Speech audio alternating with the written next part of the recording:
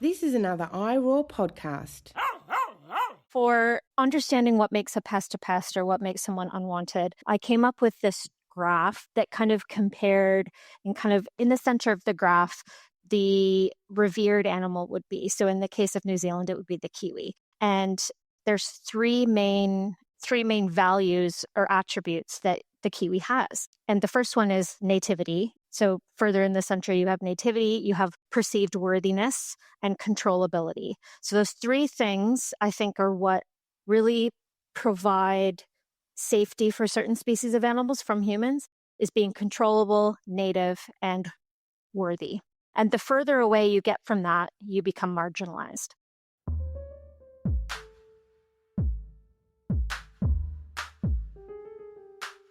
Welcome back to The Animal Turn, everyone. This is Season 8, where we're talking all about media and power, and actually have a bit of a focus with regards to media and race.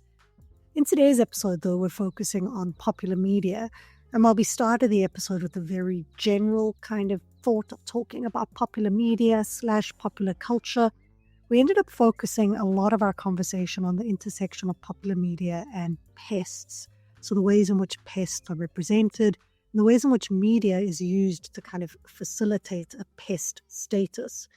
If you enjoy this episode, I really encourage you to go back to an earlier episode in which I interviewed Lauren Van Patter about invasive species and pests and the ways in which it's centered on an ecological understanding of some sort of idealized past that doesn't exist.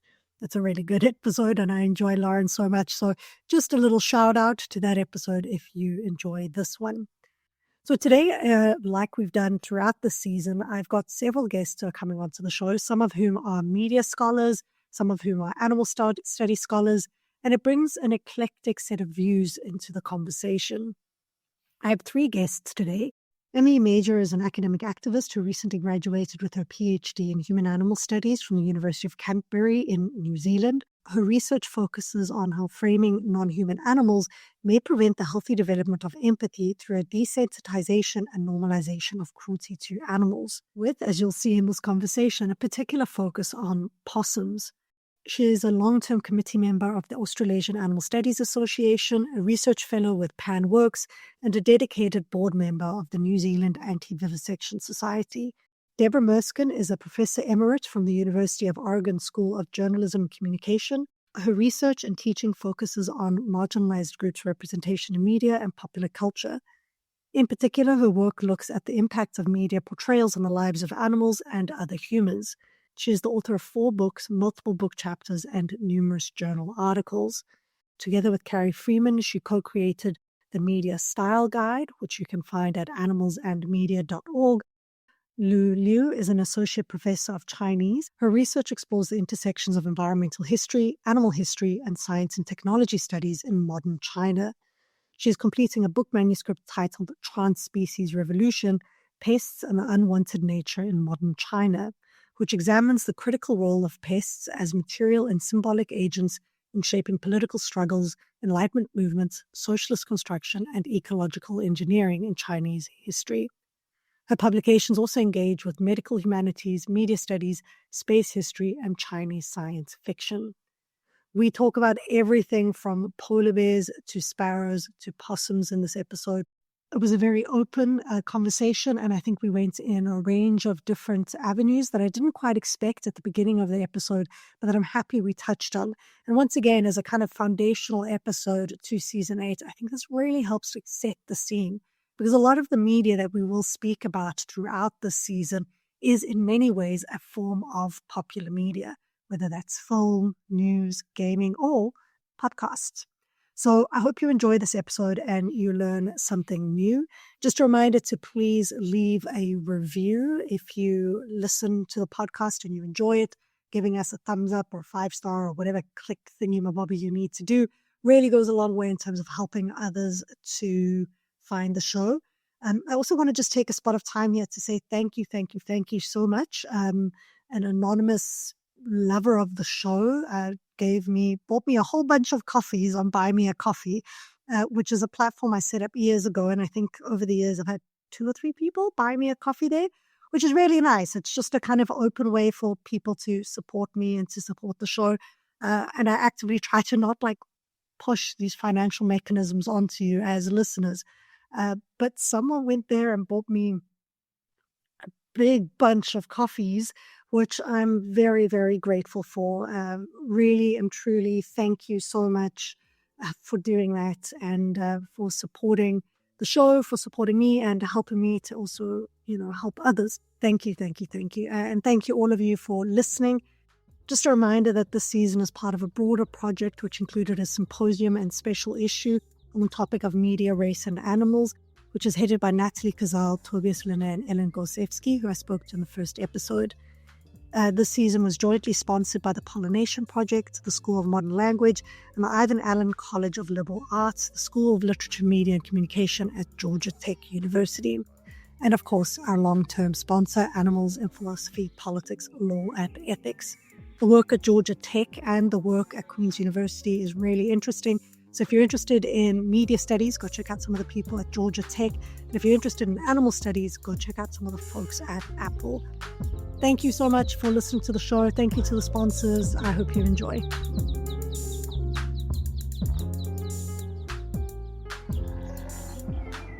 And hello, welcome to the Animal Turn, Debra, Emily, and Lu. It's lovely to have you on the show today. Excited to be talking to you today about popular media. I've spoken a little bit about it on the show before, but of course, popular media is massive. So I'm pretty keen to get a sense of what you guys think about popular media and how it relates to kind of thinking through and about animals and why it's important. Should we even be concerned with animals and media and popular media? But let's learn a little bit about you first. So, Debra, why don't we start with you? Could you tell me a little bit about you and how you got interested in learning or thinking about animals and media? Sure. Thank you. And thank you so much, Claudia, for having this panel. I am recently retired. I'll put air quotes around retired. Still very active, but as a faculty member at the University of Oregon School of Journalism and Communication, where I have taught and researched and been since 1993, long time. And while I've always personally been committed and been active in terms of animals other than humans and a vegan most of my life in terms of an ethical vegan, so understanding the food waste process and how that impacts them. My work, probably for the first 20 years of my career, 15 years of my 30-year career, was focused on marginalized human populations and the stereotypes that media perpetuate. My area is media studies, and so that's what I have looked at. My first book is about stereotypes of human beings. Then I have a second book on sexual stereotypes, and then I did additional PhD work in ecological psychology, which focuses on not only as individuals how the climate crisis, the species eradication, and so forth affects us as individuals psychologically, but as cultures and communities. So my work looks at how media portrayals impact the lives of animals, how learning about animals as children impacts whether or not empathy is developed or not. Many of those early lessons come from, in fact, one of the quotes I'll share is related to that later on, is to how that early learning from having stuffed toys to watching cartoons to not maybe seeing a huge difference between ourselves as little beings and other animals as little beings as remarkably different until we're told we're supposed to. And that's super important for the development of empathetic human beings. So I'm guessing media plays a really important role there, right? In terms of Huge. Because we're children, I mean, we often think about children, some of their first interactions with animals being, if they've got pets in their home, or there are street animals who they might interact with. And then, of course, zoos and aquariums, which parents often take their children to. But I would assume that probably the most connection many, let's say, urban kids would have with animals is via media or stuffed toys of sorts. Is that fair to say? Absolutely. There's an excellent book called Communicating Nature that I used when I taught courses on communicating about nature. And then I also created a course on animals in the media that I taught for a number of years.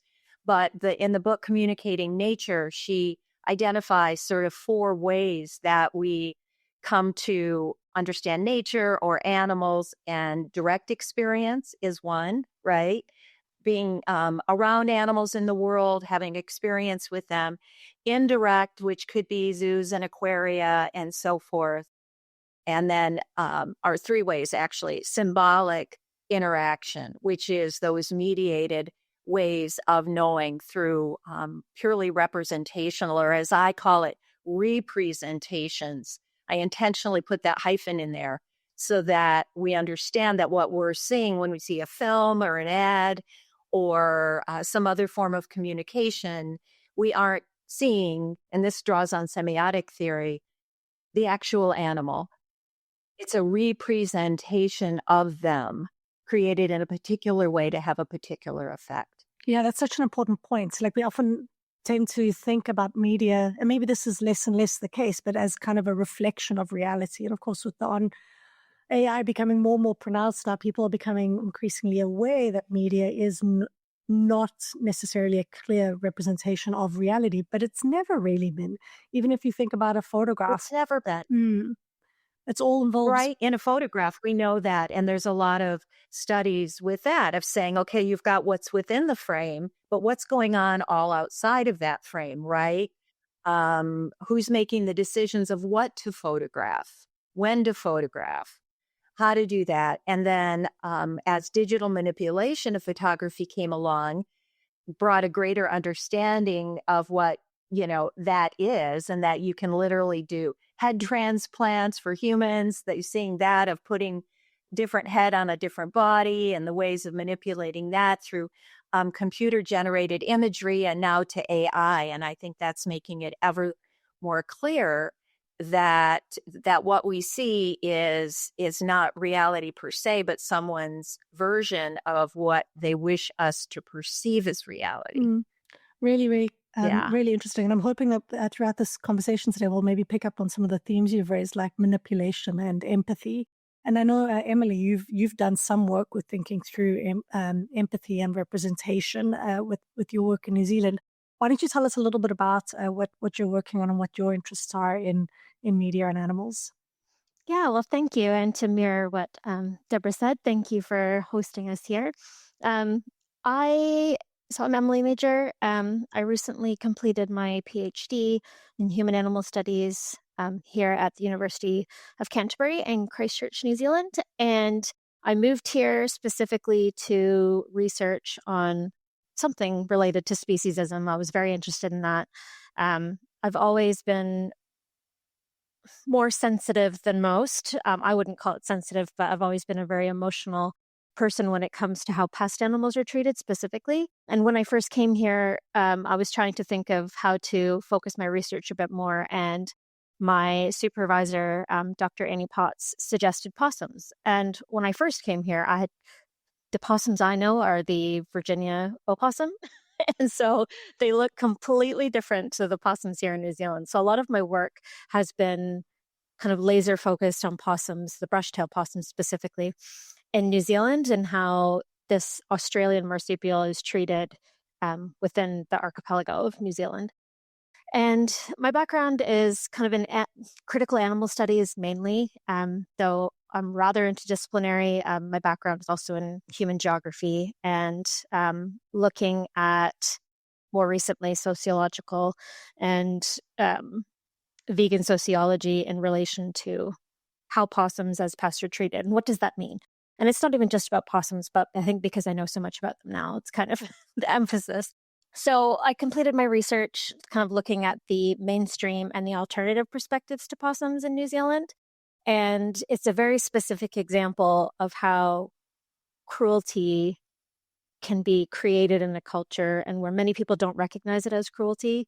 To me, it is. And I'm very interested in how that's portrayed, particularly in media. So it wasn't something that I originally came to look and investigate how a culture can create cruelty. But the more research I did, there are certain ways that it can definitely be done. And even the response I've had to my research is really interesting and telling, because it emphasizes how, at least for possums, they don't matter, and how that happens in society, and how the media uses imagery and language to try to denigrate animals and to marginalize them in ways that are not only symbolic, but literal. There's literal ways that they use imagery, and it's incredibly concerning, because what does that mean for the nation's development of empathy? So it's a very complex topic, but it's very interesting to me. It's sad as well, because I did want to jump in and say I appreciate what you're saying there. I hope it's okay to jump in and say on this bit there, but for the last 5 years, I have volunteered, and I'm now on the board of Central Oregon Wildlife Rescue and Rehabilitation Group, and whether or not possums can be helped if they're injured, and the perceptions of native, non-native languaging, trying to get communications out to understand all the good they do, that they're not a rabies vector species. In fact, all these other things, but prohibitions in the US at the state levels, right? It's super interesting about whether or not rescue rehab organizations can help an injured possum or not, despite all the good that they do in their public image. Yeah. So I've taken those hotline calls before, and yeah. I was just thinking about that here, actually, because there are so many instances where people find an injured animal or an orphaned baby and they don't know what to do. And if it's a non-native species in New Zealand, if you're a bird, you might be okay. But if you're any other species, I think you'd struggle. And what I mean by that, it's more wildlife specifically. So even cats, if you're a wild cat, a feral cat, you're at risk. Possums are at risk. And a lot of the time, if you have an injured animal or an orphaned animal, you can't get help. The vets, their response is to euthanize. And so it's very life or death when we have these discussions, specifically in New Zealand. I'm sure it's like that in other places, but it's very much like, we can't help. The extent of our help is to kill and to euthanize, because that's the government level control.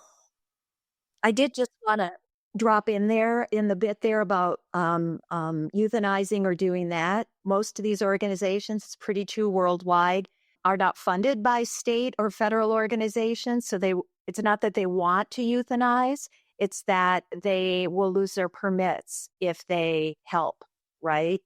Or do anything other than if it's the being is so injured. So I just want to kind of make clear it's not a lack of empathy or willingness to care on the part of the rescue organizations or the veterinarians, but they can in fact lose licensing if they do act on the behalf of the animals. So I think that's just an important thing.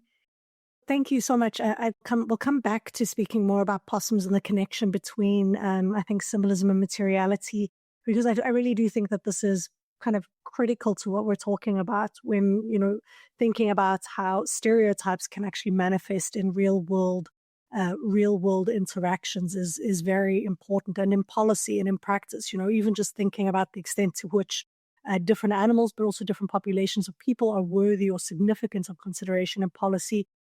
Now, Lu, I know that you also have done really remarkable and interesting work with thinking through this idea of pest status, but perhaps differently to how Deb and Emily have focused on it. So before we kind of get into the thick of the conversation today, could you tell us a little bit about your research and the ways in which you've focused on media? Yeah, sure. I would just like to echo Deb and Emily in thanking Claudia for putting together this very wonderful panel of conversation. I'm Lu, and I'm an assistant professor of Chinese from the Georgia Tech. And I graduated recently from UW Madison with a degree in East Asian studies. So specifically, I'm not a media studies person, but media definitely play a very important role in my work, which examines pests as a material and also symbolic agent in shaping the processes of modern China. I propose that as a worthy topic because there's this methodological anthropocentrism, let's put it in this way. I think in Chinese studies that different groups of human beings and social groups that are studied in terms of how they shape modernization, nation building, and how they were shaped, mobilized, coordinated. However, what about nature? Especially what about nature that is considered expendable or killable, right? And it's important also because the violence imposed upon those unwanted nature is also translatable to violence towards human beings. So I think the humans, I don't really like to put the binary, but human and non-human sufferings, experiences, they really, we cannot understand one without critically examining the other. So another reason why media is so important is I examine how knowledge about pests was created and transmitted.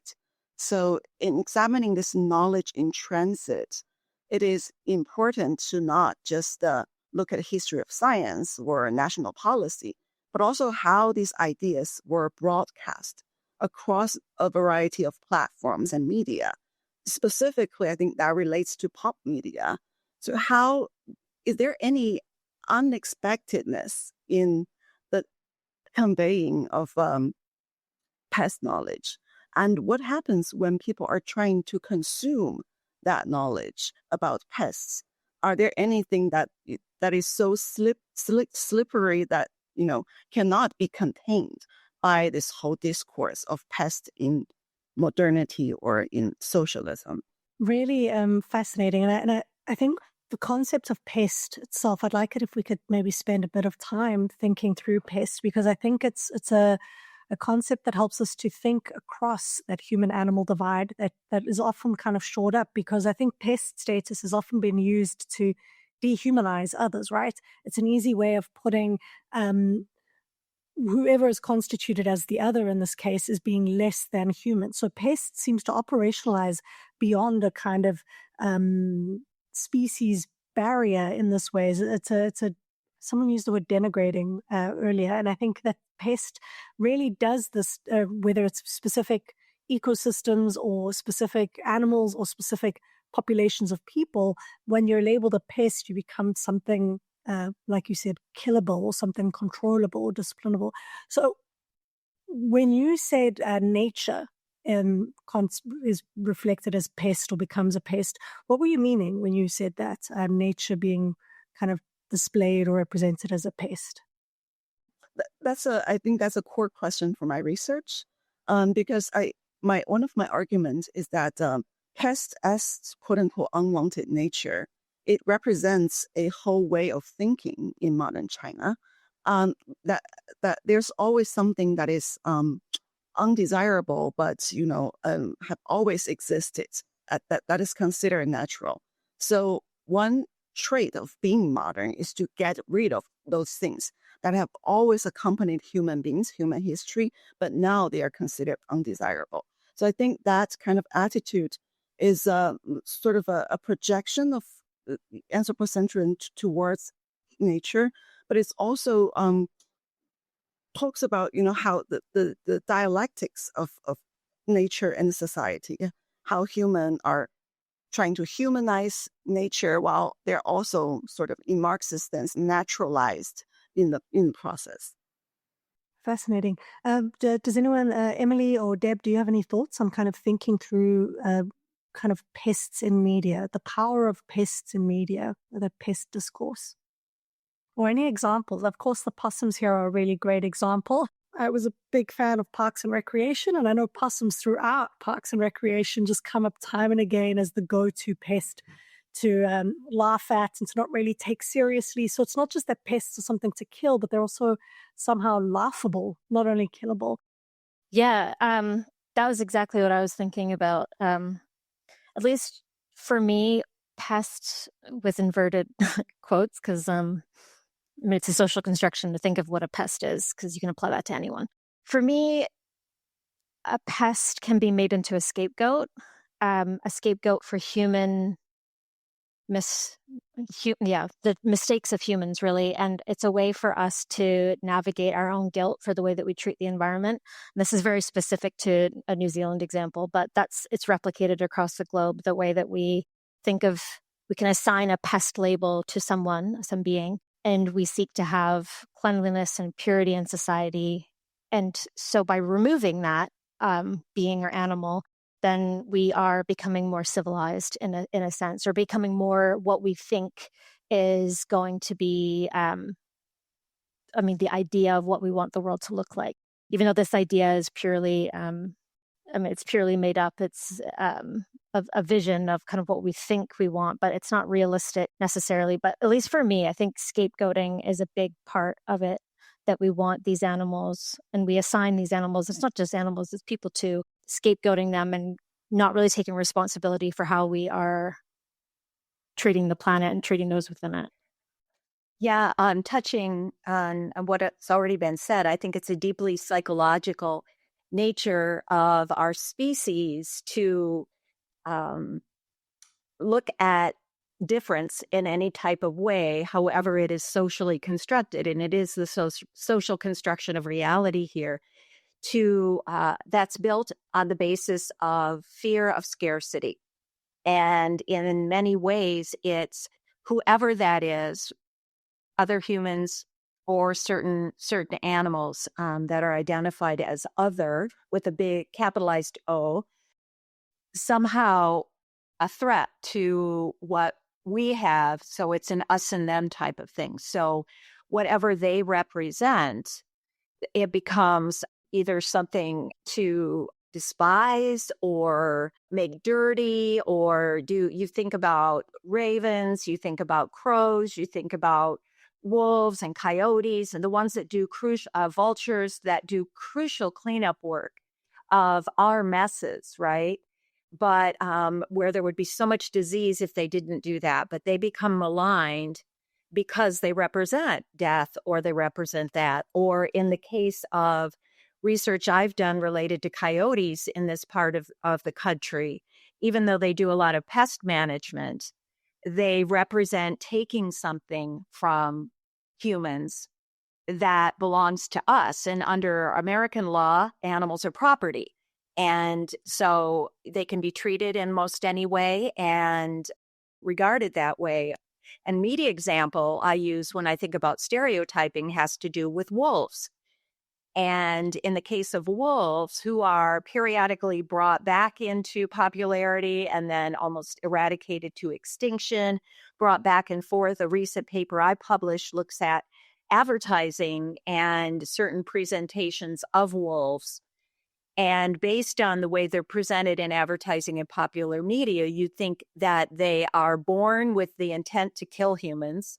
They are amplified in their physical size in films or novels, books like Twilight, where they become these dire wolves, or Game of Thrones, and that they are intent on harming humans. And that's the focus of their lives, or taking property that belongs to us, such as farmed animals, and preying on them, even though the depredation is very, very low from animals such as them. But it's our fear of them taking what belongs to us and amplified into this threat to us. So whether it's an ad for Robitussin cough syrup, where the grandparents are presented as wolves in terms of their threat to babies and the spreading of disease, or they're in one commercial, wolves are representing this influenza vaccine. The wolf walks through a clinic all the time until the perfect vaccine is presented. It scares the wolf. The wolf runs out, jumps on a bus, and leaves. these are not presenting them as the complex, multidimensional beings that they actually are, that have families, that, collectively raise their young and that suffer pain, that are sentient, all of that. Reducing them that way then makes it easier to invoke policies to kill them, to permit in Alaska aerial gunning of wolves, to go out and kill a number of them if you can sort of say my cow was killed by a wolf, even though it's largely, most of the time it's feral dogs. All of that makes it much simpler if you've planted the idea in the collective psyche that they are a threat to us and they are a pest, they are undesirable, they are invasive, they are whatever the languaging is. Yeah. This makes me think a little bit about the power of metaphors in popular media. So we haven't yet spoken about popular media, but from previous conversations, and correct me if I'm wrong, the popular media tends to reach a much larger audience and it tends to try to be a lot more accessible. So far in today's conversation, we've already mentioned things like kids' cartoons, news media, advertising. So I do have a question about how animals are used as metaphors in popular media, but perhaps before we move forward, just to make sure that I'm correct, is this a fair thing to say? What is popular media before we move on? Oh, I can easily jump on that, although I don't want to dominate it, but I am a media studies scholar, so I guess I would say. But I think, first of all, the media is reductive in many ways in terms of thinking that, but definitely media and popular culture, because there are other portrayals, but news media, newspapers, magazines, books, all the internet sources, broadcast media, television, radio, internet, again, cinema, jump in anybody, radio, and then photography, documentary photography, other forms of photography. All of those are forms of communication sent out by an intended sender with a target audience in mind. It also includes ancillary services such as public relations and advertising. And so jumping in, that's a lot, right, of what constitutes what's out there. And then if people on an individual level, word of mouth will then operate as other forms of communication related to that. But video games, another arena. Yeah. And I'm guessing it's got something to also do with the kind of extent to which it's consumed, right? Popular media seems somewhat different to kind of high or fine accessibility, or at least the ability for kind of large amounts of people to access it. Netflix is popular media and loads of people can access it, but it's somehow still exclusive. But that's different to the Mona Lisa somehow, even though the Mona Lisa has somehow gained popular media credentials because everyone knows what the Mona Lisa looks like. So I guess it's really media complex. would be a representation of the Mona Lisa, right? As opposed to the actual art itself in there. That would be in there. It's a medium in terms of it being an oil painting or whatever it is. But popular media, part of the definition is it's sent out to a mass audience, however we define that mass audience, who can then decide when to receive it or decide whether to pay for it. It's different in that way. It's sent out via a kind of technology, even if that technology might seem antiquated as being a printed page now in light of all the electronic media. But that separates it, as well as what you were saying from sort of big C culture, which would be the Mona Lisa or an opera or a ballet. But that wouldn't be mediated unless it were sent out via technology, right? To kind of clarify that. And then small C culture is sort of kind of viewed as kitsch or everyday stuff. Okay. Yeah. This helps me a lot. So now, so appreciating that this goes through to a wide audience, and coming back to your kind of example of wolves being portrayed as these kind of pervasive threats, right? So it seems to me that possums and wolves and the different populations are portrayed as threats, and in whatever sense. It could be an economic threat, it could be a medical threat. As long as there's this idea of threat present, this can facilitate kind of material interactions in their lives. But coming back to the media representations of them, like wolves seem to be used, or possums seem to be used as metaphors somehow. Or is that a fair representation, Emily? Like, because yours was looking at news media, were possums used in this kind of metaphoric way that wolves are being used in showing them in these adverts? Or was it kind of saying possums are these literal threats? And do you think that operates differently? Both. I would say both.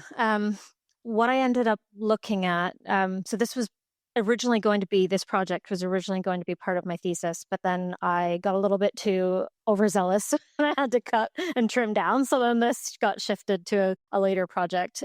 When I was first doing my research, I noticed immediately that the way that possums were portrayed in the media were not reflective of my own experiences of them or my own little vegan activist hub experiences of possums. So I really thought, okay, what's going on here? And so I went to do this project and I basically scoured any sort of print, online news media to really investigate what's going on with the language and the imagery.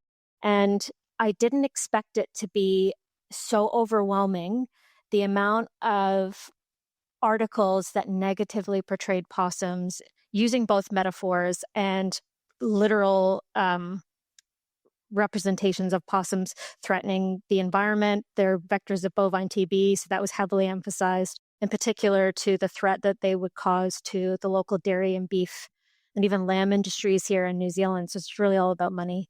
But it's also about identity, because Australian brush-tailed possums are from Australia.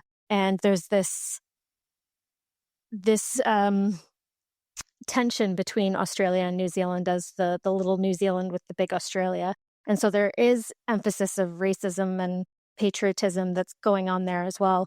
And I think I don't know, maybe I should discuss this later, but the quote I wanted to use was actually from one of the specific articles that I basically ripped apart because I was looking at it thinking, how is this article allowed, and how is it that an editor allowed this to go through with the pictures that were chosen at the time? It's since been edited. Is it appropriate if I bring in the quote now? Yeah, go ahead. So I found this in 2021. There was, there's an underground rescue. Well, it's not really that secret, but there's an underground rescue community in New Zealand that if a dead mother possum, for example, is found on the side of a road because people swerve to hit them, it's intentional. And it's seen as a national patriotic thing to do, is if you see a possum, you hit them. But often if it's a mother, they'll have a baby and the joey doesn't die immediately. And so people will go and check the pouches for a baby. And what often happens is that people will raise them as pets. And they're still quasi-domesticated. They're not domesticated, but they make good pets. Yeah, there's problematic term pets. But so people will raise them and they don't want to release them back into the wild because of the threat that they could do to the perceived threat to the native bird population, but specifically for how they forage on foliage. So people will care for them. And so this lady was caring for a baby joey. And what ended up happening was the joey escaped. And there was a flurry of articles that came out all at the same time that was talking about what was called the Black's Road Ripper.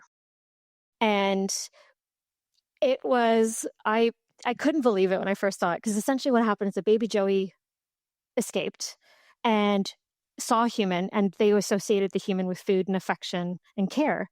And so the baby joey ran to this woman's house, and all the news media immediately went in an uproar saying that there was a possum holding a woman hostage in her home, which is just absolutely insane. And so part of the media was playing into the humor of like, possum's not going to hold you hostage. So the title here, it's just the title and the first sentence that comes along with it. That's the kind of quote I want to discuss. So this is in Radio New Zealand, which is our national government-funded media that's mainly broadcast, but they do some print media as well. So it's called Arresting Tale. Police respond after woman held hostage by possum. And the next part shows a picture of a possum, and Dunedin police have detained and released a furry pest they've dubbed the Black's Road Ripper after it terrorized a resident. Now, as I'm looking at this, they also spelled furry wrong. They spelled it as fury, which I think is quite interesting, that there's a little bit of a spelling error in there because they... So what ended up happening is the police dubbed the possum a Black's Red Ripper, which to me, if I'm looking into the etymology behind the word ripper, calling a baby animal a ripper, because a ripper is somebody who mutilates victims and murders them. And so calling a baby Joey that is just the epitome of what I ended up finding during my research, was that animals are literally used to, and possums specifically, are used to create fear.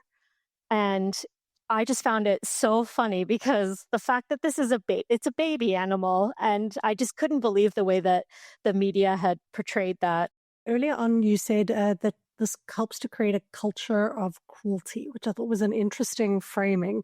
How do articles like this that folks, I mean, we engage these types of articles all the time, like often these kind of humorous slants, so somehow it's either not serious and it's done in this frivolous way, or it's done in this like frenzied fear kind of mongering way. Could you make that connection for me between an article like this and what you were calling that kind of culture of cruelty? Yeah. So during my research, I spoke with a lot of people officially in interviews and then unofficially just in conversations. And the amount of people that would come up to me, even just at work or in my just out and about, people coming up and saying, "Oh, I saw this article. Did you see what happened? Did you see? Did you see?"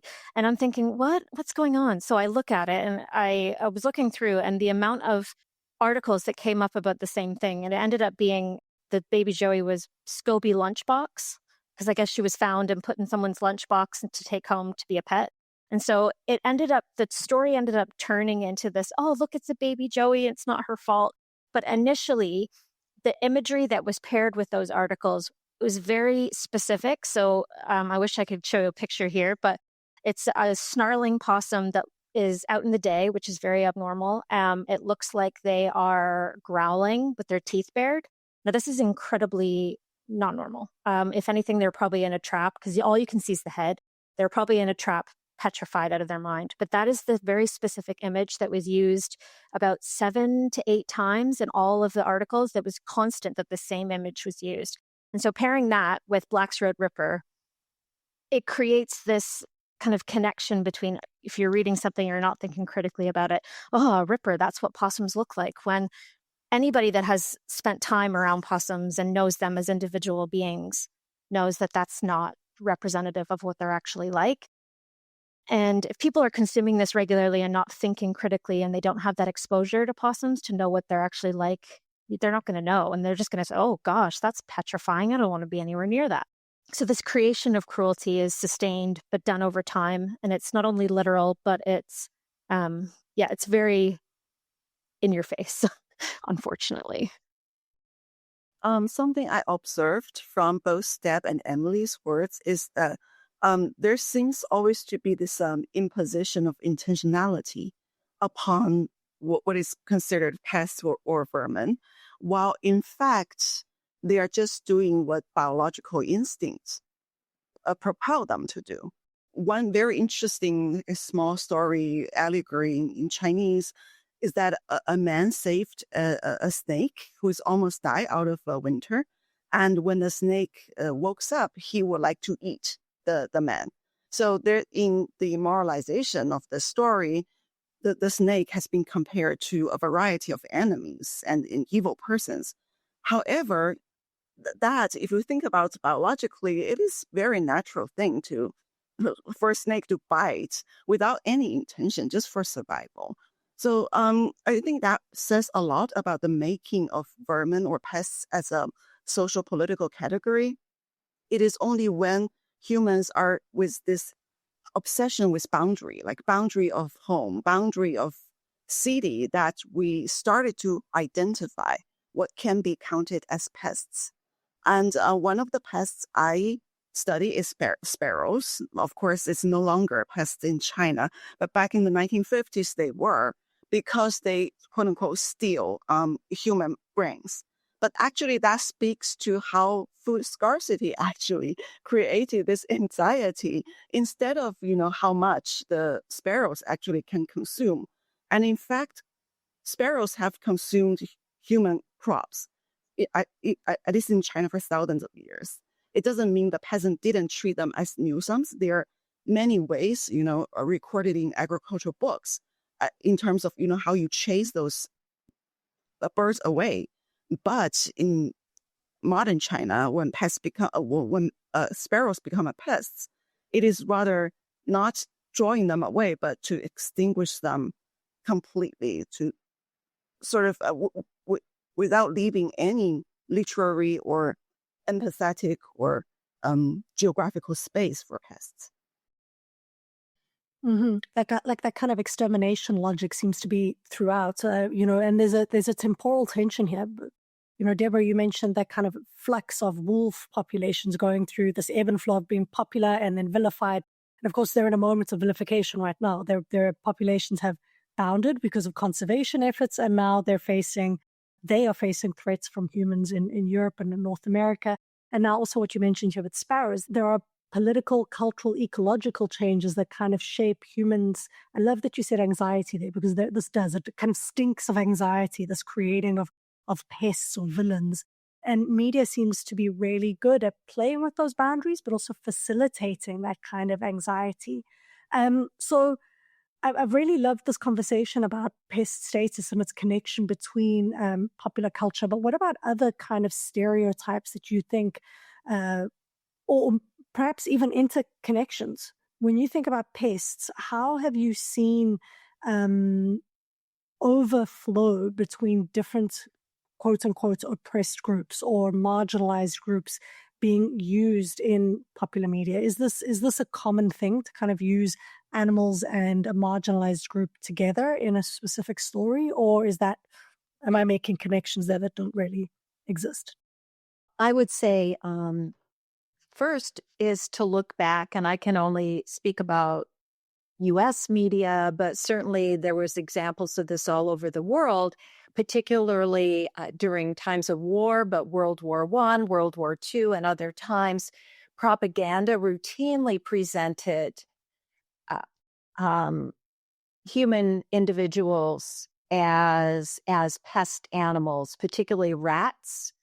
And there are archives of showing that it was done to some extent in Nazi Germany, but more so by American media, which public relations in American media taught all other forms of oppression in other parts of the world how to do it, right? It came out of a lot of the studies of public relations and so forth of doing that, but it was routine, especially with exclusion acts in the United States, to exclude particular Asian populations. So the threat being to use a rat as a stand-in for humans. And one of my kind of things that I write about is the fact that, and actually Natalie's book, that Natalie, who's organized the panel that we've been a part of, was about us looking at immigration and look at other types of issues associated with that and making those connections. And for me, if the worst thing you can be referred to as a human being is as an animal, where does that leave animals, right? It's if that's the lowest of the low, if the horrible conditions are something we simply accept that animals live with and in, is that uncomfortable but very real territory of the treatment of other animals and the parallels. And so for me, I wrote about representations of Jews and language references in there as vermin, as lesser than, subhuman. And it is that threat because we see that amplified. I was thinking when you're talking about possums or you're talking about other animals that come in and do cleanup work, is rats in New York City, right? There's a lot of that going in. And it's not so much about what are we as a species leaving behind, and they're thriving because of raccoons, squirrels, any of these beings, it's because, we leave a lot of garbage around and trash. But the association with undesirable, for whatever socially constructed reason it is, that certain groups of human beings fulfill that, the comparison becomes almost automatic in language to being less than human. And that divide is constantly being moved, right? To keep that separation clear between us and them. So it's a long answer, but I think in that way, looking back to early forms of propaganda are super important. But I was just thinking that actually when you were talking about rats, Deborah, it's one of those things where people will say that, you're a rat, or infer that somebody behaves like a rat. And in my head, I'm thinking, but rats are amazing. So it's just an awareness, well, not an awareness, but lack of awareness, I suppose, of how multidimensional they are. Not just rats, but these animals that we label as pests, they actually have full lives. And we don't really see that. We just kind of, we put a label on it, and then that can justify our cruel treatment of them. For me, a lot of the characteristics that make pests are something that humans are yearning, at least in a capitalist world. They are hyper productive. They defy boundaries. They go everywhere. And they are highly consumative, right? They consume a lot of things. So if we consider those with, this capitalized, globalized world, we find striking but uncanny similarities. So the resilience of pests, I would say, is also probably reflects this unconscious, yearning for human survival, but in a very unsustainable way. We were speaking about extermination campaigns earlier, and people will try to exterminate, but extermination campaigns, they don't work. They don't work. There's always efforts to kill. There's always language to have these kinds of completely eradicates and kill, but they've never worked. And yet somehow they come up time and again in policy. And the reason they don't work is testament to the resilience of many of these animals. You mentioned New York rats at the moment. Of course, the war on rats continues in that city once again, and it shows up every couple of years. There'll be this huge campaign to somehow focus energy against a specific kind of species or interaction with that species. But what I do find interesting is how some animals seem to crop up as pests in various media across the world, right? So now we have an opportunity here to almost compare popular media in the US and popular media in China and New Zealand, in very different parts of the world, right? Yet somehow the same types of animals are cropping up as pests or are gaining pest status in these different countries. What do you think explains that? I think it's the same type of basic fundamental human psychological makeup, is to create categories of us and them, depending on what resource it is or uncomfortable work. I love what you said there, Lu, about that, about being industrious and about doing these other type of things. But at the same time, it's just that constant creating categories of difference. So coyotes, for example, don't exist everywhere in the world, but there are parallel examples, I'm sure, of creating those threats. I was actually thinking about this very question. I have a paper that's in copy editing, hasn't been released yet, but I've kind of theorized, at least, I'm sorry to keep bringing possums into it. That's a lot of what I know. So for understanding what makes a pest, or what makes someone unwanted, I came up with this graph that kind of compared, and kind of in the center of the graph, the revered animal would be. So in the case of New Zealand, it would be the kiwi. And there's three main values or attributes that the kiwi has. And the first one is nativity. So further in the center, you have nativity, you have perceived worthiness, and controllability. So those three things, I think, are what really provide safety for certain species of animals from humans, is being controllable, native, and worthy. And the further away you get from that, you become marginalized. So if you're, say, cattle in New Zealand, you're easily controllable because you can use fences and you can use breeding and deterrence measures to control them. They're worthy for what their bodies represent as resources, and then but they're not native, so they're not as high as the kiwi. So for me, at least, those three attributes, being controllable, native, and perceived worthiness, are three things that kind of elevate. And if you're not that, if you're uncontrollable and you're not native and you're perceived to be not worthy, that's kind of the worst you could be. And so then you're kind of just pushed to the margins. That's really helpful. And this kind of brings us to another aspect of popular media. So we've focused so far on the kind of negative, I think, representations of popular media of animals, particularly looking at pests here and kind of how this can have real world implications for the animals involved in terms of policy, but also in terms of how they're governed and treated. But thinking about the kiwi or animals that are often represented as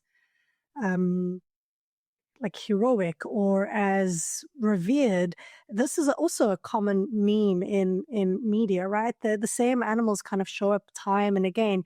Now, do you think these animals are better off than the pests because they're, do you think the whales that constantly show up as being whales or polar bears constantly being represented as the image of climate change, do you think those animals that are kind of stereotyped in this positive way, that capture people's imaginations in this positive way, are better off? And take that in whatever shape or form you understand it.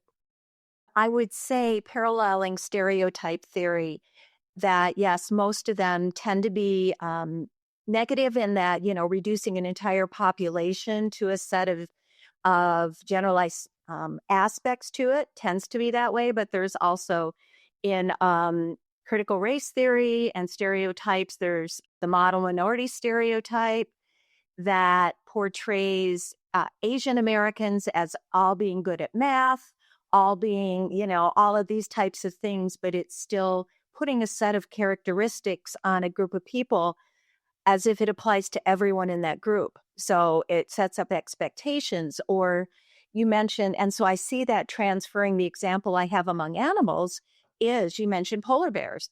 And based on media portrayals, you tend to have, and they're white. So they're white, and white is always valued more than black or dark colors.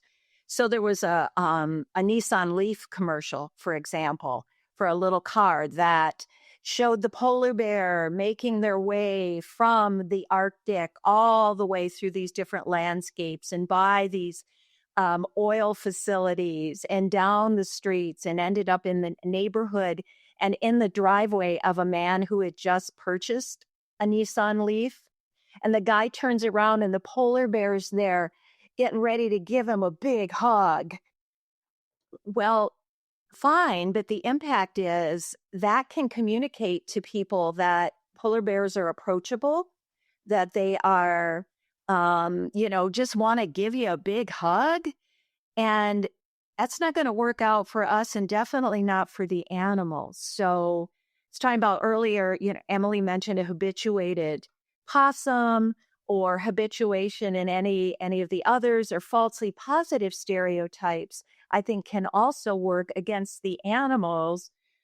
Bears in Yellowstone who go up and are used to getting food, which would be a normal behavioral activity of them, but they're rarely relocated and typically killed if they do that. So I would say that those are examples of how stereotype theory, falsely positive ones, translates to animal populations.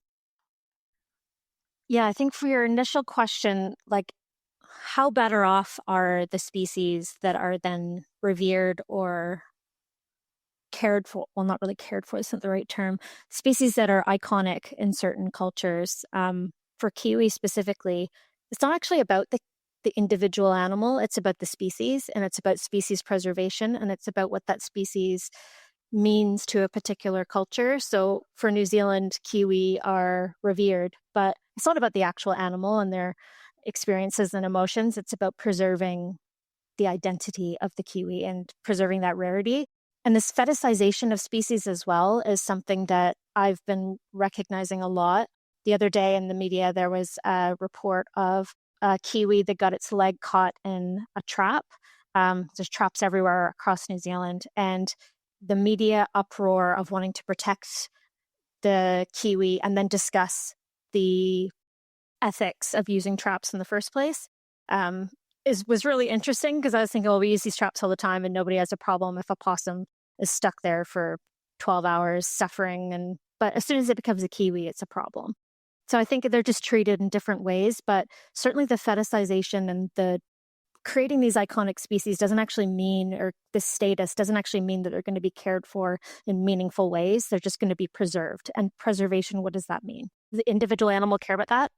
So it's also kind of a preservation of an idea. So not even just the species, but preservation of an idea. And I mean, interestingly, I think these kinds of charismatic species could potentially facilitate conversations around things like traps, right? They can garner some visibility to problems that, unfortunately, the pest species might not. They might not facilitate the kind of empathy we were talking about previously, but these charismatic ones might be able to facilitate it. But does it then just create another kind of division? I would say the conservationist mindset really, it's just another way of drawing boundary. And I reserve that patch of land for some kind of charismatic animals, while all the rest should be shared by human beings.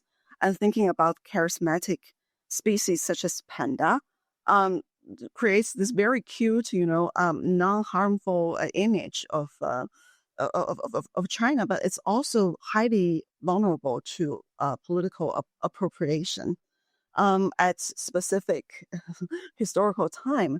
And I think that cute culture also, for instance, it raises people's expectation about cat being, round face and large eyes. So does it create a standard for good cat being that everybody should buy those, purebred cat? And because they align more with the tastes of how people appreciate that species. And so what about street cats? Yeah. Yeah, there's a psychological dimension also to kind of seeing the same image again and again, right? We do find what we see time and again more attractive. So if we're kind of exposed to the same looking cat again and again and again, we're more likely to want to purchase, a cat that looks like that or that fits those aesthetic ideals. And coming back to panda in China, of course, this is one of the species that people really strongly equate with China and as a specific, and that's also by design. And this conversation so far seems to me that we're talking here about the tension of media often portraying animals simply. There's a simple story about animals. There's a lack of complexity, and just in general, whether it's in an advert or a news story, they're kind of just treated as objects, simple objects, right? But I do think that there are instances increasingly of complexity coming forward. And one of them was a recent expose of just the panda rearing and breeding facilities in China and just how much in the way of economics and politics are involved. Panda has just come here to the Schönbrunn Zoo, one of the oldest zoos in the world in Vienna. And this is a political thing. Pandas are not, they are exchanged. They're on loan. The breeding is very controlled. It speaks to some of the sterile aspects you were talking about earlier. And very few pandas have actually been released back into the wild. There's been very little in the way of creating habitats that will help facilitate wild pandas continuing. So what's actually at play? What are the politics at play? And how is that different to the kind of zoo brochures showing happy pandas and their babies? It's interesting what the discourse is potentially hiding. I was thinking just about how much cognitive work has to go into making us hate cute animals. If you look at possums, brush-tailed possums specifically, they're adorable. I mean, I find them just absolutely adorable. And that's not the reason why I want to advocate for them, but it is a draw. And when I first moved here, I was thinking, oh my gosh, they're adorable.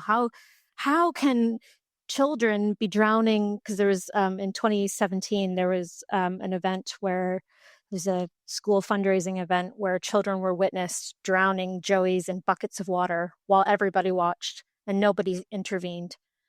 And the fact that children did that with nobody told them to do that. They did that on their own. is terrifying to me. But then to think about how does that happen? So like we look at this, what I would call a cute animal, not that another animal like a rat deserves to be drowned in a bucket of water. They don't.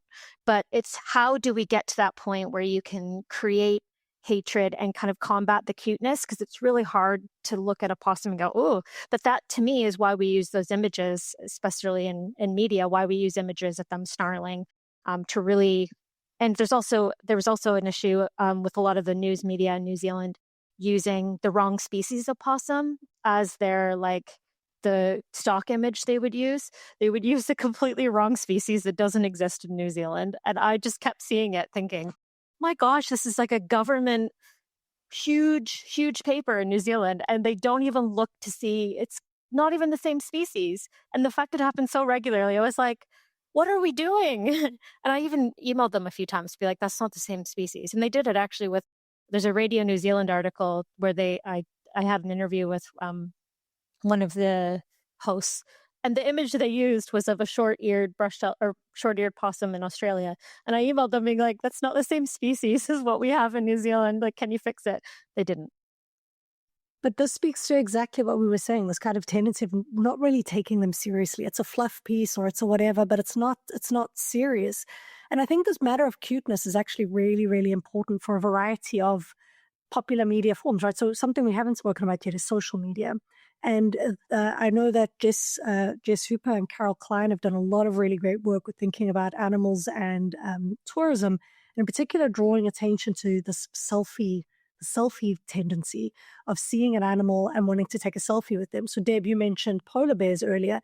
Loads of people, there was an incident in South Africa not too long, a couple of years ago, gosh, everything feels like not too long ago, of someone in a lion park thinking, okay, well, this is a tourist facility, so these lions are obviously tame, and opening up their door, climbing out their car to take a photo with the pride of lions. And as you say, this really can end up with very, very bad consequences for you and for the animals. Because, yeah, and this kind of like selfie, because we think about popular media, someone, a media house or something producing a film or whatever, but individuals are producing their own media now, and they're going into landscapes, taking selfies and images of animals all the time, and sometimes even fostering or creating inauthentic is not the right word. They're literally manufacturing instances of animals being hurt so that they can save the animal, so that they can get media attention, which is just... So this speaks to, I think, that culture of cruelty you're talking about, is even animals we find cute, we'll find ways to hurt them if it means we can get some money. Sorry, I'll say one thing and then I'm done. I get really excited when we're talking about this stuff. Well, it's not exciting what I'm about to say, but a few years ago when I was doing research on social media and looking at how there was a farm, it was like a farm Facebook account, and somebody uploaded a video of him electrocuting a possum. And it was mortifying. So I immediately was calling MPI, which is the Ministry of Primary Industries, which is very interesting that you have to call primary industries to report animal cruelty for possums. But I immediately called them, and the lack of help I got with that experience, like I was literally witnessing a video of an animal being actively tortured, and it was so difficult to actually get anywhere. And the fact that like everybody will have our phones, we can take videos and upload them, and the fact that social media specifically allows people a different kind of way to share their own perspectives and viewpoints. We also see it with people on Twitter, X, whatever it's called now, with people posting dead possums on their picture. Like they post a post and say, oh, look who I caught today. And somebody responded, well, I'm a serial killer of possums. And I'm thinking, how are we a culture that people can openly say, I am a serial killer of possums? Well, I mean, then you speak about the banality of people putting up fishing, yes, like leisure activities, right? Like so dead deer, leisure, and people really get upset with trophy hunting. But I think the more banal the celebration of harm, the kind of, for me at least, the more scary it becomes, because somehow it's just completely accepted and Yeah. normalized. There's nothing wrong with it. Yeah. I mean, we don't even want to talk about crush videos and things like that, but that's kind of what that, like you said, that bragging about it. And the truth is, like with the children, when you were saying that about, that is one of the constants that's recognized among serial killers and truly evil individuals, is a history in childhood of animal harm and torture. And so permitting that can do deep damage to these children in terms of their future, the permissibility of that. But I think this also operates on a more kind of banal level, that people think that it's funny or whatever in social media to do things such as hang tags. Like there's all this like shaming your dog for putting a sign around their head and a sign of "I ate mommy's underwear" or whatever these things are. And a friend of mine in theater pointed out, is like, wait a minute, they had to kind of reenact scolding that dog or whatever that situation is in order to get that look. Because, they weren't filming it when, Woofy was actually eating the underwear or at the vet to get it removed from the stomach or whatever the thing was. They needed to restage that to put that around, "My dog's an idiot and he did this," to get that look of embarrassment or humiliation or whatever we want to say on the dog's face, in order to post that on media. And to me, that's a form of psychological cruelty, to kind of do that and want to continue to like, "Oh, isn't this funny?" And there's whole loops of these things of, they call them like dumb. There's names for when they create these series of things, of stupid things my dog did, and they put the sign around their neck and reshame them from whatever it was. And during that experience, the dog probably was just having a regular day, but all of a sudden is being scolded again. And it's about us. It's not about them. And laughing at them for these things. And that's a very mild, but maybe deeply psychological, troubling thing we want to do, which is we do that with our own species, right? The scarlet letter for a misbehavior or whatever it might be. Deeply troublesome. And like you say, social media has made that more urgent, more widespread. And while citizen journalism can be super important in covering events that really need us to bear witness, I think the downside is that idea of the entertainment aspect of it at any expense. It's another form of consumption, right? Like we often neglect this idea of how we consume animals or marginalized others for a variety of reasons, but often uncritically. But then, so we've painted a pretty bleak picture here of popular media and its kind of connection with animals, not only for pests, but also for those that are represented in a positive light, for those who are in people's homes, for those who are in zoos. It just seems like media and animals are not a good mix. What are the benefits of thinking about? Is there a power, potentially positive power, to the relationship between media and animals? I mean, I can think of one example where I think this is happening, but I'd be curious to hear your thoughts. Lu, do you have any thoughts? This is not my opinion. I'm actually quoting Kira Kipi, who talks about electric animals. So he's saying, while animals are disappearing in nature and in real life, they abound in media, especially in cinema. So cinema sort of plays this platform of technologically reviving animals. So I guess one is not positive way, but one possibility for media is to really allow us see, the specters of animals, to see them as symptoms. And so what kind of, how does that tell us about the way interspecies relationships have been shaped? I would say that I think, no surprise, I believe zoos are incredibly harmful. And there's a belief that you can only become empathetic or understand the animals. And as a child, and my parents thought they were doing the right thing by going there, but it's not the right thing for animals. But we know that it's the media that we have, documentaries, even if some of the information is less than accurate, it does prompt caring.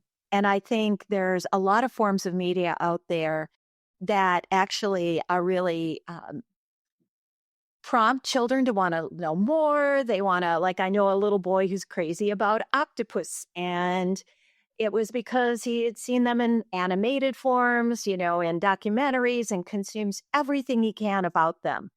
And which also makes me feel really good that maybe he won't consume them literally later in life, but is that all of these different ways of bearing witness to their lives, to the complexity of it through media, can also cultivate caring.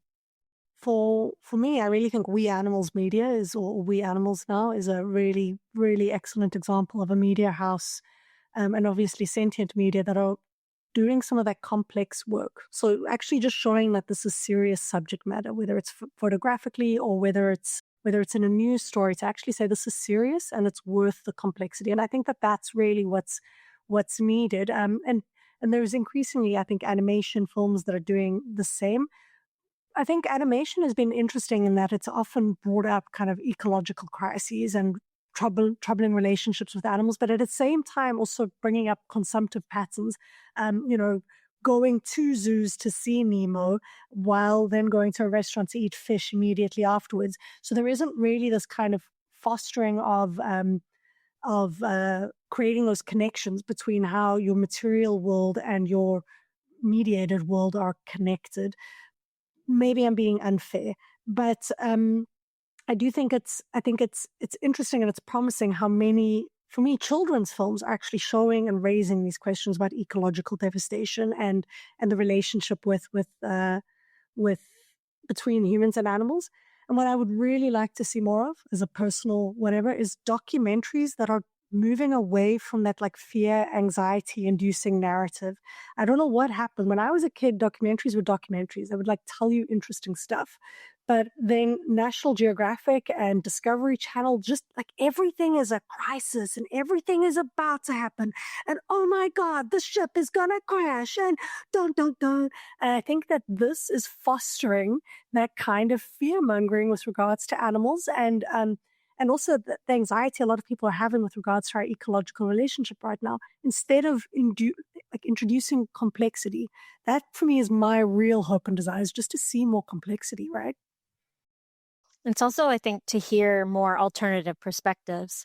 A lot of the time, those perspectives get ostracized and marginalized. So even any of us that might be vegan or any of us that have certain viewpoints towards animals that are against the norm, it's so important to have that be more aware, because as soon as you kind of pierce it and introduce, there are people that don't necessarily agree with the mainstream attitude to whatever species it is, making that known and being confident in your opinion. There are other people that agree as well. And so just having that, I guess, just piercing the film of it and just allowing other people to share their experiences rather than, I hate bringing it always back to Possum, but just having a place where you can advocate. And for me, I don't feel fear of advocating because people have been fired for their voicing their opinions. I've received death threats for some of the stuff I do with possums. And so I'm leaving New Zealand, but it's one of those things where just having that awareness and having somebody to say, you know what, I don't like it. I don't agree with it. And then there's other people that say, I don't agree either. It's like, yes. And then you start to have those conversations. No, really great point. Okay, so we're going to start wrapping up now. Thank you. Time really just does fly so quickly when the conversation is this good. But not all of you have had a chance yet to read your quotes. So maybe we can just spend a bit of time. So Emily, I know you gave us your quote. Lu, why don't we talk a little bit about or have a listen to what your quote is? Yeah, this is actually from the Taoist text, the 庄子. And it's a very short story, which I like. I always teach in my class. It talks about a dream of Zhuangzi about him being a butterfly. And then he wakes up and wonder, am I Zhuangzi or am I butterfly? So I'll just read the whole story to you. It's very short. Once Zhuangzhou dreamed he was butterfly, a fluttering butterfly. What fun he had, doing as he pleased. He did not know he was Zhou. Suddenly he woke up and found himself to be Zhou. He did not know whether Zhou had dreamed he was a butterfly or a butterfly had dreamed he was Zhou. So I think that a very poetic way of transformation, of identifying with the butterflies is really precious. What made you think about this quote in relation to, thinking about popular media and animals and power? So I think that really echoes of what we talk about, the us and they division. And I think Ursula Le Guin would agree with me in we can go back to some ancient knowledge, not just in China, right? But to rethink the position of humanity. And especially, is there really that kind of fundamental distinction between human and non-human? This is one way to deconstruct it. I'm sure there are other ways. And this brings us back, I think, to something you raised right at the start, the idea of how modernization is seeking to sterilize everything. It's constantly seeking to not only create that boundary between humans and animals, but to make it starker and stronger and more distinct.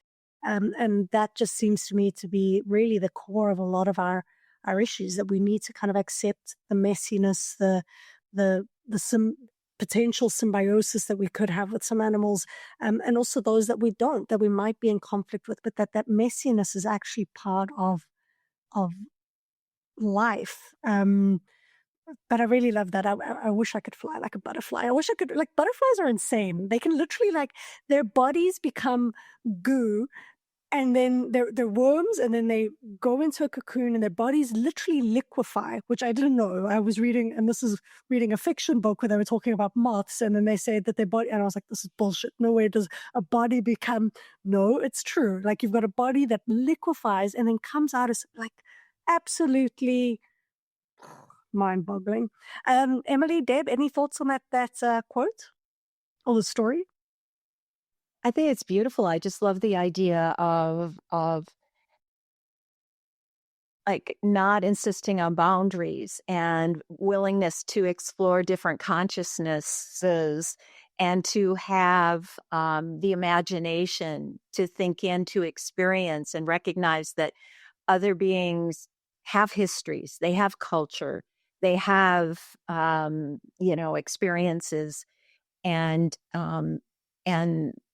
preferences, right? And that the lines aren't so clear if you're willing to go there. Yeah. That's such an important point. Even in terms of, Emily, you were speaking about species earlier, but this idea of culture, right? The idea that a monkey is a monkey everywhere is blatantly false. So even that a chimpanzee is the same as a chimpanzee here or there, you really have to take into account the context of the chimpanzee. A chimpanzee in West Africa may have a very different cultural repertoire to chimpanzee in East Africa, to chimpanzee who was raised and bred in a lab, right? So that kind of context specificity is really crucial. Thank you so much for pointing that out, Deb. What's your quote? Thinking about, you're talking about in context, and it's not a shameless, well, maybe it is shameless plug for my book from 2018, but I wanted to show the art on the cover if I can a little bit. Let's see. That's a mural located in an underpass in Eugene, Oregon. And I think it shows, right here is a petroglyph, She Who Watches, it's called, that's up in the between Washington and Oregon.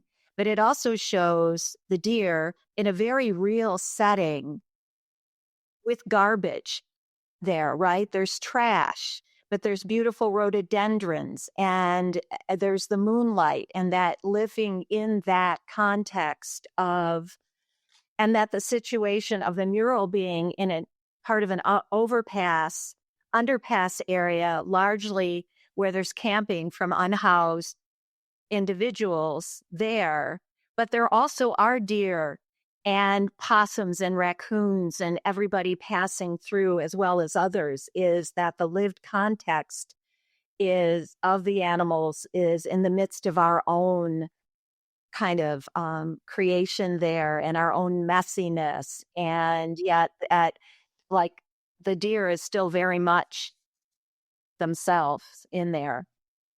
So I just wanted that kind of fit in with what you were saying there, Claudia. But okay, quote. I guess what I pulled out in the beginning kind of fits maybe what we were talking a little bit, because it's one of them that I have at the beginning of the chapter on children and animals.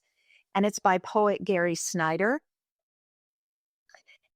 The childhood landscape is learned on foot, and a map is inscribed in the mind.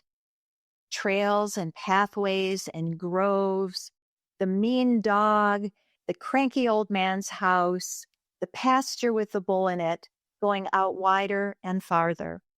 All of us carry within us a picture of the terrain that was learned roughly between the ages of 6 and 9. Wow. So is this speaking to kind of preconceived ideas that we get from a very young age?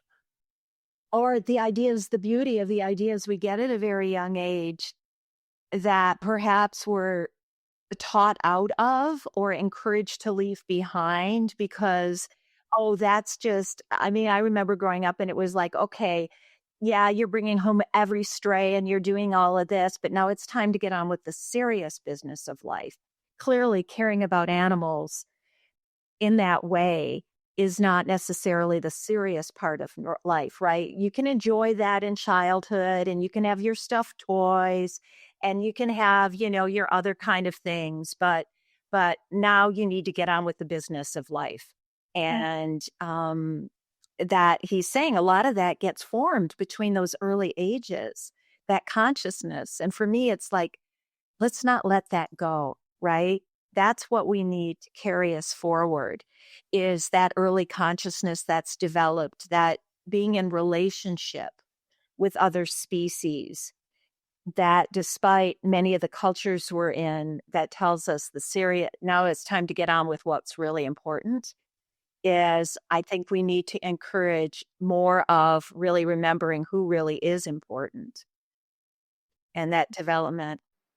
I really like the poem and also the cover. I think they point to the aesthetic aspect of when we truly care about nature and animal. So it can be it is very serious when we advocate for the rights and for anti-anthropocentrism, but that also links to this very primal and instinctual pleasure that resides within us. So I really like, especially with the waste that can, from my perspective, across the screen, they're definitely beautiful. If you don't point out, I would never know it's situated also across a waste. But for me, I think that kind of a coexistence of messiness and beauty, I think that's really powerful. That is very powerful. I agree. It's been lovely talking to the three of you today. I think it's sadly time to start wrapping up. Before we say goodbye, perhaps each of you could tell us a little bit about what you're currently working on, and if folks are interested in learning more about what you work, where they could go to. I will put all the links in the show notes, but maybe just a quick synopsis of what you're working on and where people can find out more. Emily, I know you've got some big moves, quite literally, coming your way. So why don't we start with you? Yeah. So now that I've graduated, I'm in the big land of being an unemployed ECR. So we will see how that goes. I'm moving from New Zealand to Canada in a month, and I'm going to be just focusing on publishing and doing more research. I'm rather working class, so having the pleasure to go home and not work. Living in my mom's basement sounds like not a fun time for a 35-year-old, but I'm actually really excited to just have several months to dedicate to research. I'm looking at a project right now on how children's books are represent possums and how that compares with Australian depictions of possums in children's books. So yeah, now I'm just going to have the freedom to research and write, which I'm so excited about. And I do contribute to my blog, which is called Framing Speciesism. It's kind of going to be a career-wide blog. So right now it's focused on possums, but I will be looking at other species as well. It's usually where I go when something happens and I get annoyed and then I write a post. That's usually what happens. And you started this through with the Culture and Animals Foundation grant, right? Yeah, they do really wonderful work. So they gave me a grant, which was so I needed it. I mean, yeah, I couldn't have afforded to start a blog on my own, paying the fees and everything. So they were really, really great. They helped me with that. And so it's just kind of a place to discuss things in an accessible way. I think it's really important to make sure that academic work is translatable and understandable to the everyday public and that it's free. So I try to make sure that it's accessible to people if they're interested. And so I'm excited to see what's coming. Great. It sounds wonderful. Lu, how about you? I'm actually finishing up the work that I have been talking about today about pests in Chinese history, and hopefully it can come out very soon. But also, I'm also working on the sustainability in Chinese food. I just organized a public screening of a documentary called Soilism, which talks about the plant of soil, not for human consumption, but for, feeding the pigs, and how China has become the largest, producer of pork, and even, bought Smithfield. So I would really like to continue that conversation to sort of really, as Emily said, to weave together my research and also my teaching and also the side of public humanities. So I will give you the website for the Global Media Fest, which is part of the our department's event, but also this is also where the Soilism event was situated. Oh, this is so fascinating. I mean, because I know China now has those mega pig factories now that are pretty. They're going to change the nature of. I mean, they already are changing the nature of farming, but it's fascinating what's happening. What you've just said now about Smithfield, kind of the geopolitics of all of this is really, really, really interesting. And unfortunately, it does spell just more consumption in the future, which is, and your work on history, are you finding, I imagine that working and looking at the kind of history of pest creation and pest maintenance in Chinese history has been really important for you in also making these connections now while looking at relationships with pigs. Could you maybe just tell me a little bit about that? Like how have you found looking at history shapes your contemporary understandings of how animals are represented or used or I definitely find possibilities of alternatives. So talking about pigs now we think about they're living in this caveful, crowded, things. But in my study, they used to be companion animals, and people identify with them. People talk about that elicit emotions, and yes, people eat pigs for a long time in Chinese history. But that's not that's in a very sustainable way for many households. It's once a year. Most of time they respect the living space of pigs, and also pigs, they incorporate pigs into their ecology of living and farming. How manures were used as fertilizer. So I think that kind of living really harmoniously with what now we think as just a meat producer provides an alternative. Sorry, correct me if I'm wrong, but isn't the Chinese character for household, doesn't it include the symbol of pig in it? Yeah. So putting a pig under a roof. Yeah. I was fortunate enough to cycle through China for about 8 months, and I've got very into learning Chinese symbols, and I just loved that there was a really solid story of a pig under a roof was the symbol for a house or a home, which is really fascinating. Thank you so much, Lu. I'm very much looking forward to seeing your book and to learning more about your work in future. And Deb, finally, how about you? What are you currently working on?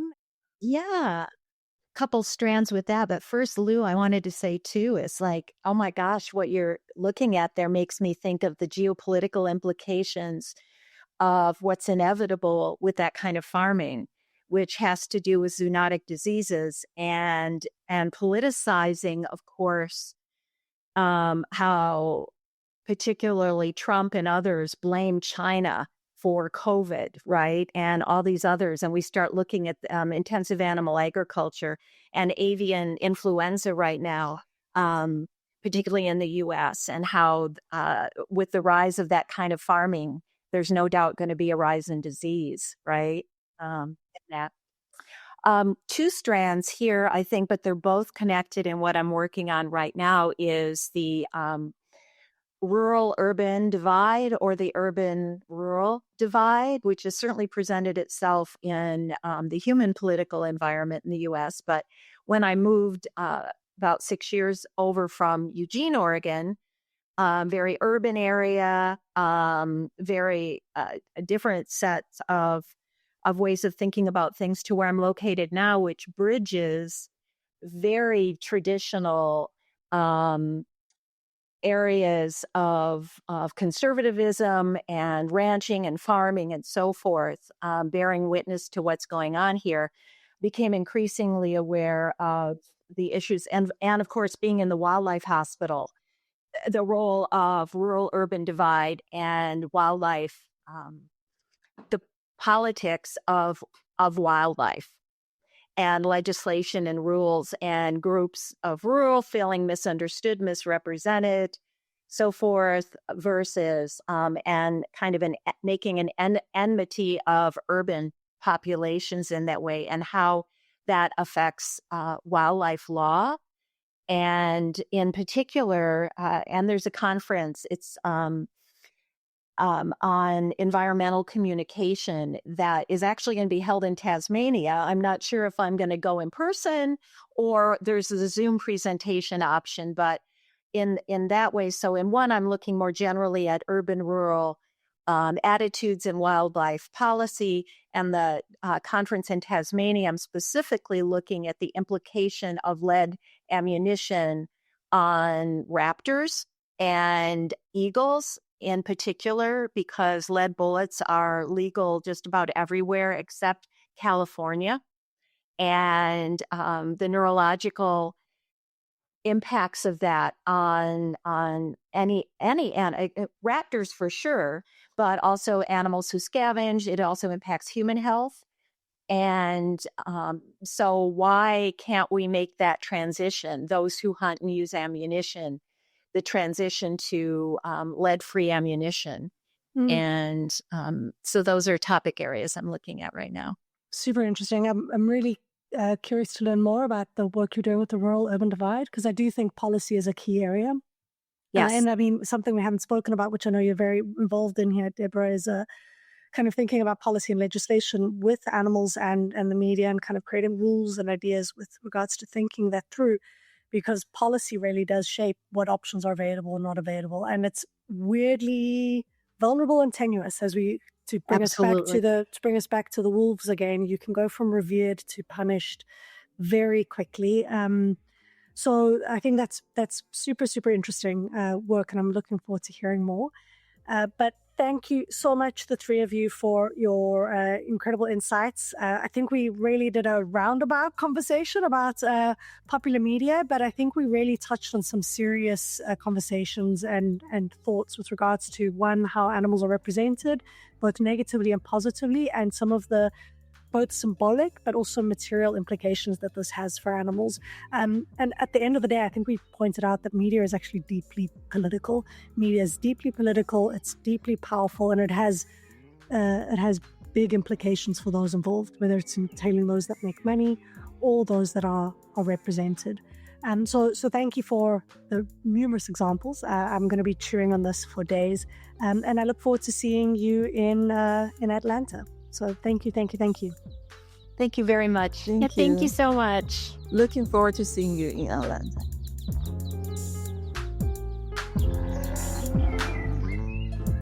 Thank you so much to Lu, Deb, and Emily for being wonderful guests. I so enjoyed speaking to you today. Thank you also to Animals in Philosophy, Politics, Law, and Ethics, A.P.P.L.E, for sponsoring this podcast, as well as to the Pollination Project, the School of Modern Language, the Ivan Allen College of Liberal Arts, as well as the School of Literature, Media and Communication at Georgia Tech University, all co-sponsors of this season. The bed music was composed by Gordon Clark and the logo designed by Jeremy John. This episode was produced, hosted, and edited by myself.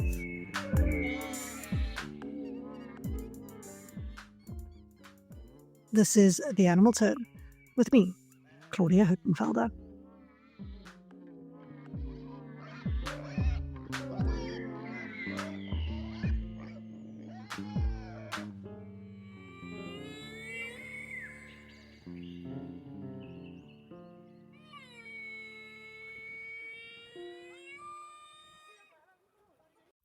For more great iROAR podcasts, visit iROARpod.com.